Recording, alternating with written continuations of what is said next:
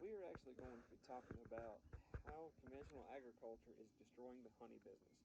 But I can't just talk about the honey business. I gotta talk about all pollinators, okay? And I'm talking about it because I'm an adult. I am smoking on a Quorum by J.C. Newman, handmade Nicaraguan. There's a reason actually behind this. Because I'm an adult and I'm relaxing.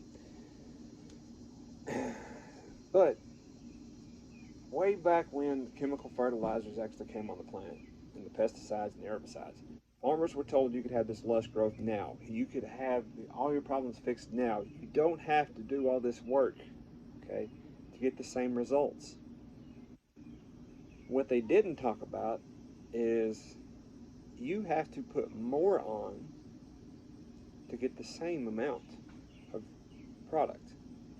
You would have to put more on to get the same amount of weeds killed. You would have to put more on to kill the bugs that are out there.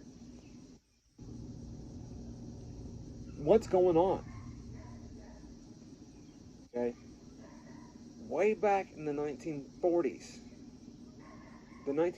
guys, not that long ago, just about 60 years ago, it took 40 pounds of nitrogen to grow a high yield of tobacco.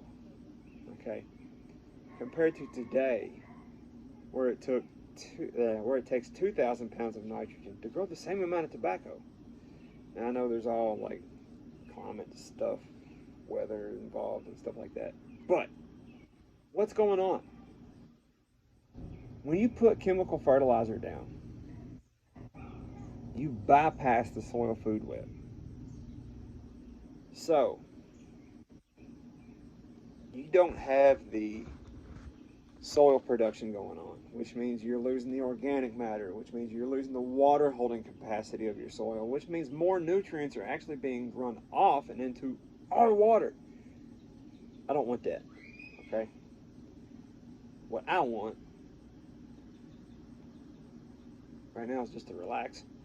But what I want here is I want to increase that. I want to increase the water holding capacity. I want to increase the cation exchange capacity. I want my soil to hold more nutrients than I can put out. But what's that got to do with the pollinators? When they started getting all these chemicals in, they didn't have to cover crop. They didn't have to manure. So there's less flowers out there to grow the corn and the soybean. Okay. Now soybean, yes, it does.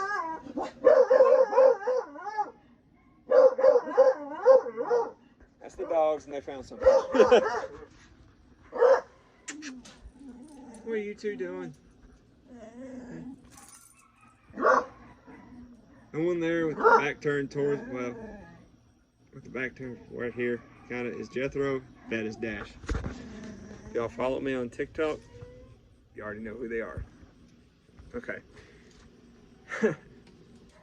So there's less flowers out there for them to frolic. Okay? Because they didn't need it.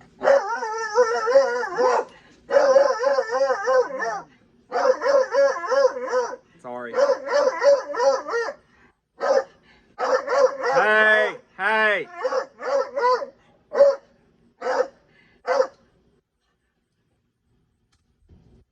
They saw somebody.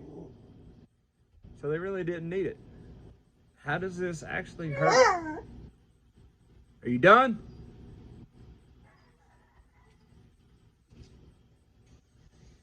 So how does this actually hurt pollinators? Less food for them. Even in a conventional farming method, if they use the cover cropping idea, then the plants aren't producing as much nectar, as sweet a nectar either. So they just fly right over it. It's a biological desert, okay, to them. Compared to organic farming, Where they do cover cropping, hopefully they do no-till. If they do till, then you know, might work for them. But no, hopefully, please go no-till if you do organic farming. So now the plants have more nutrients left over in the soil, that is, from the main crop, I should say, to produce more nectar and more pollen. So how can we do this in the backyard? Simple. Don't use chemical fertilizers. Don't use pesticides. Don't use herbicides. Go organic.